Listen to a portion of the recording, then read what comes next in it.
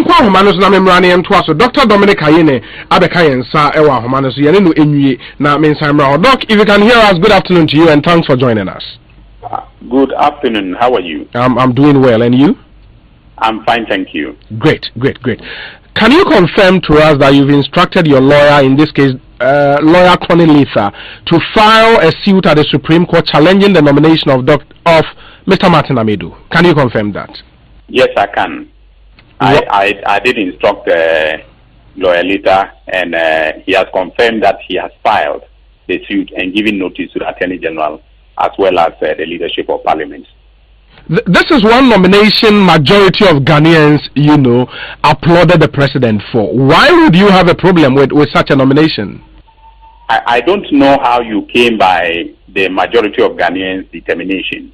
I am not aware of any, empirical survey that was conducted in which majority supported it. But in any case, supposing for the sake of argument that majority of Ghanaians supported this nomination, maybe they did so in ignorance of the fact that the candidate that has been put forward, the person who has been nominated and appointed by the president and is awaiting approval by Parliament, does not constitutionally qualify, not in terms of his expertise, but in terms of his age.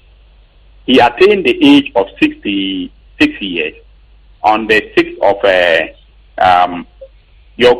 sorry, I am being interrupted by a number of calls coming. I believe they are coming in from your colleague.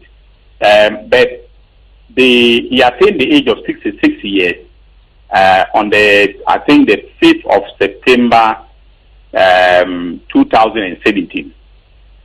And having attained that age, he's past the mandatory retirement age for holders of public office under the Constitution.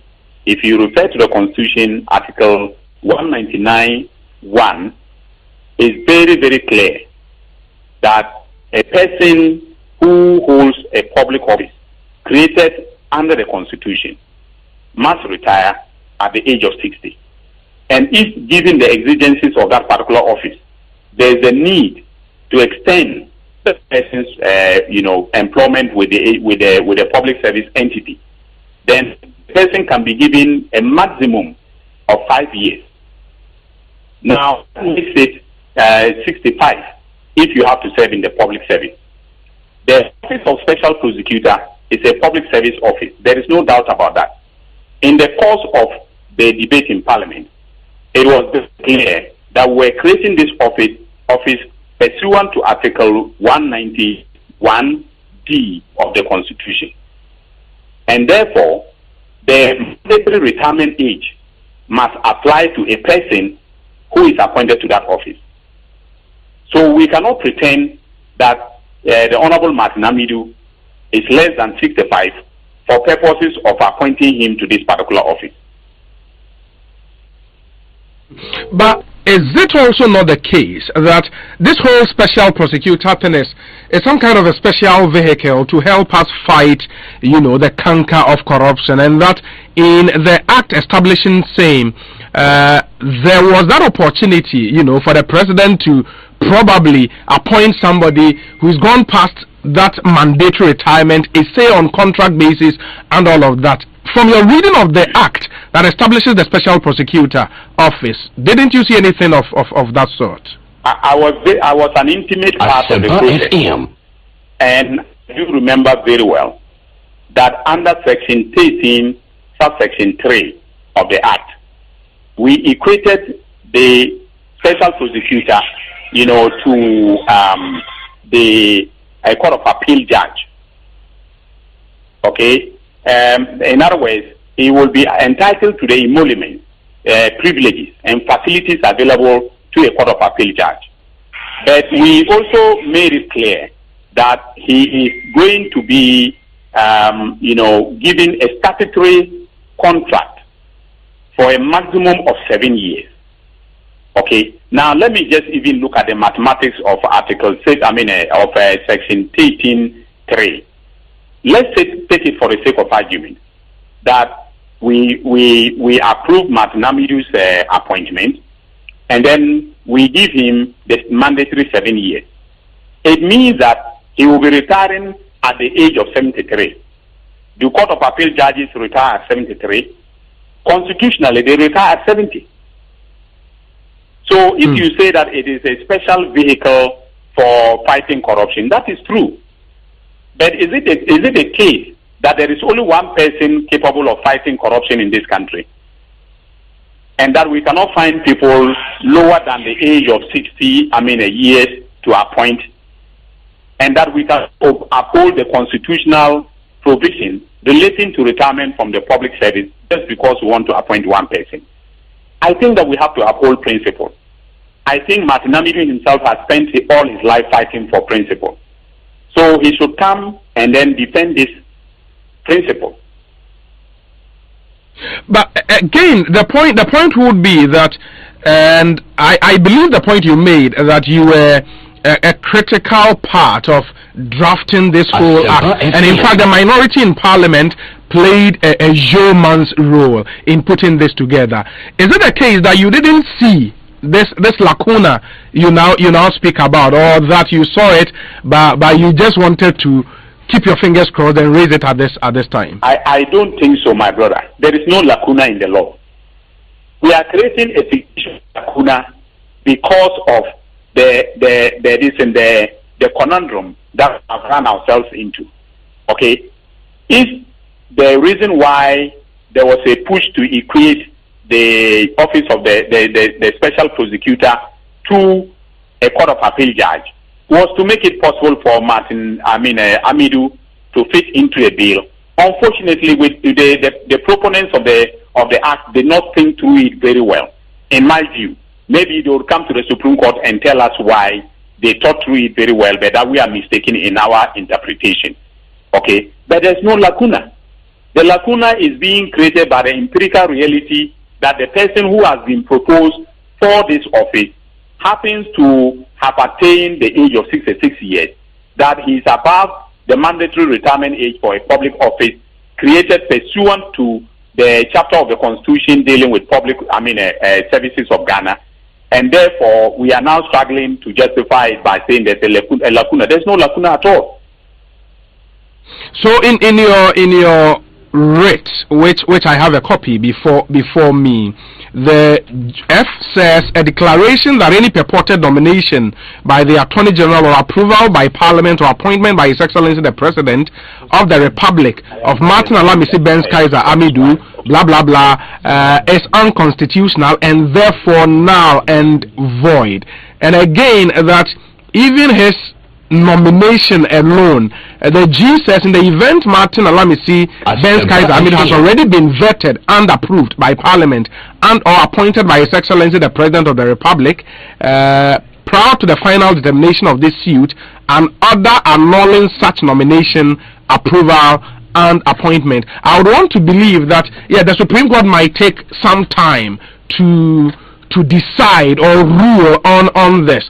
We also know that on Wednesday, Martin Amidu will be appearing before Parliament's Appointment Committee. So how do we synchronize the two? That's tomorrow, on Tuesday. Yes. Well, our position is a very simple one. We are saying that his nomination by the Attorney General, his appointment by the President, and his approval by Parliament, if at all he gets approved by Parliament, is unconstitutional. And therefore, if tomorrow Parliament vets him, and then subsequently the committee presents its report to the plenary, and the plenary approves him, well, we'll await a decision of the Supreme Court. And if the Supreme Court says that our position is right in terms of his eligibility to hold that office, given his age, then the purported approval by Parliament will be held null and void and of no effect. Do you get, from everything you know about the Special Prosecutor's Office, from everything you've read and all of that, that these are so clear that it shouldn't have escaped the Attorney General's office and by extension the presidency?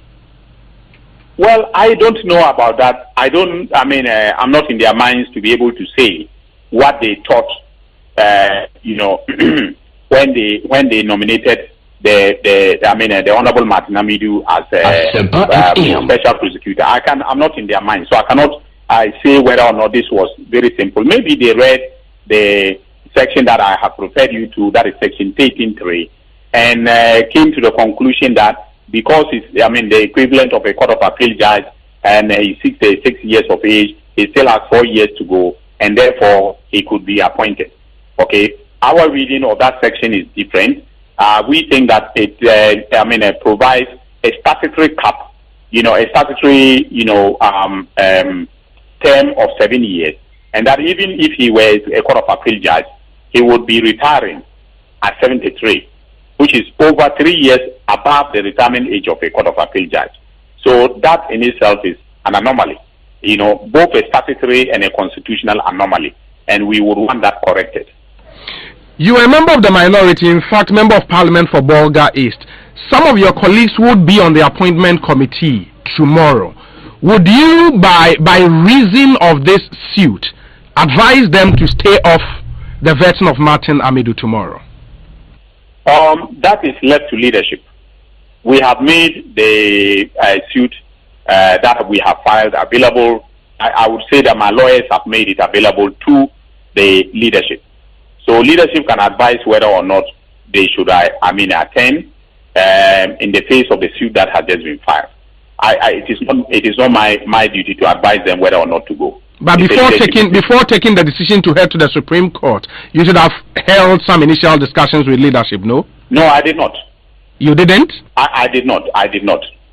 So as we speak, leadership will be hearing it via the media. Is that what you're saying? Well, this afternoon when the suit was filed, I called the minority chief whip, Honorable Muntaka, and informed him that this is what I've done, and that my lawyers are bringing the copies of the suit to him. So he heard it for the first time from me, not from the media. That was before the media heard of it. You are absolutely convinced in the strength of your case, and that you are hopeful that the Supreme Court will rule in your favor, right? Well, if I were not convinced, being an experienced lawyer, a former law teacher, okay, and a member of parliament, I would not dare do this. I'm not doing this because I just want to create fun, or I want to create some kind of, some fanfare around the appointment of Honorable Martin Amidu. This is not what I'm doing. I actually believe in the principle that we have to uphold the integrity of the constitutional process. That we are running a constitutional democracy, and the integrity of the Constitution is paramount.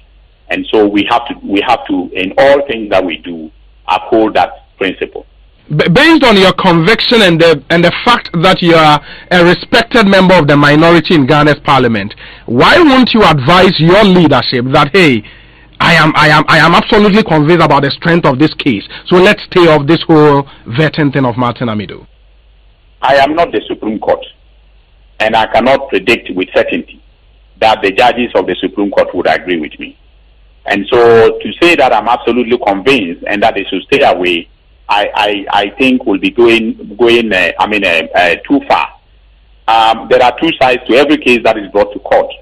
And as a plaintiff, you may have the conviction that you have a strong case, but the judges may disagree. So I've had that experience in the past. I'll be the first person to say that you don't send a case to court and then come back saying that you are 100% sure that you will win. But I can assure you that I have a very strong case, very, very strong case. And if you, even as a lay person, if you read the pleadings, that the documents that have been made available to the media, I'm sure you would agree with me that we ought to have done things differently as a country. Would I be right if I conclude that there is this sense of anxiety amongst the minority and the NDC as a party with this whole Martin Amidu as SP thing, and that you would want to do everything possible to block his nomination, vetting and appointment subsequently? My brother, I have said it before, and I want to repeat it on your platform. Even if Martin Amidu is appointed, He's just a prosecutor. He's not a judge. And so nobody should fear that he's coming to jail people he's coming to jail people who are affiliated to the NDC. In any case, if that is true, okay, then this country is in danger, of ripping itself apart because, you don't appoint a prosecutor, and say, fight corruption, but fight it in a unidimensional manner. Okay, that would be wrong in principle. So for me, I don't think that it is born out of a fear that he's coming to prosecute us. A prosecutor must marshal enough evidence to prove a case beyond reasonable doubt. All right, and we have constitutional guarantees to fair trial under Article 19. We have the right to appeal decisions of the courts from the High Court, all the way to the Supreme Court. So I do not see how the mere appointment of one person will send, fear into the NDC so much that I would want, on behalf of the party, to frustrate his appointment. I don't think that is what I'm doing. When Amidu went to court in respect of Oyome, he was applauded. When he went to court in respect of Isopoton, he was applauded. I am going to court in respect of the constitutionality of his appointment. I should be applauded for upholding the Constitution. Is your party, the NDC, aware of the suit? No. Why? I don't do things on the instructions of the party. You are a member of parliament on the ticket of the NDC. Yes, but I'm a citizen of Ghana first, before being a member of the NDC. And every citizen under the Constitution, specifically Article 2 of the Constitution, has a right to bring matters before the Supreme Court for interpretation and enforcement. And that is what I'm doing. I'm exercising my right as a citizen. Honorable Dominic Ayini, it's a pleasure talking to you this afternoon. Thank you so much for talking to you too. Okay, so Dominic Ayini is the member of parliament, honorable member of parliament for Bolga East. And I'm saying in Kasi and no Edin Komowe in some of the Aqua to Supreme Court. Sir Mr. Martin Amidu, Oman Penya Power, say parliamentary shame, Nas and Hokroje, Bibia, Eko year on the Babe first special prosecutor of the Republic of Ghana. Now the original soon now in semi-court, Martin Amidu fear wedi. Ye ka say according to rate Papa Martin Amidu edi 66 years. 66 years. Now Otremua say NA Yamano 7 years because special prosecutor or special prosecutor who was 7 years security of 10 and 7 years no so ya will be into me you free ho so onyame 7 years ni nyina na obedi 73 years now who special prosecutor no so a ye the one etoto justices of the appeals court omo so no udi 70 years I was call retirement ana mra no ese in the end ya Martin Amidu ebe ho atel say we 73 years onu free say ebuga na mra ne so in the Osrese Supreme Court enye den enkyerɛkyerɛm na de wo ho no omomfa yi ento osan so kyerɛmu a say impo eba ne sɛ nsɛm no ɛkyɛ wo Supreme Court na enam so no parliament vetini wie na ɔmampanyin so agyi ne tum wie a say Supreme Court wo ruling ne bana so mo ne ne yɛ adwen a Martin Amidu ne nomination ne approval ne appointment ne nyina no Supreme Court embo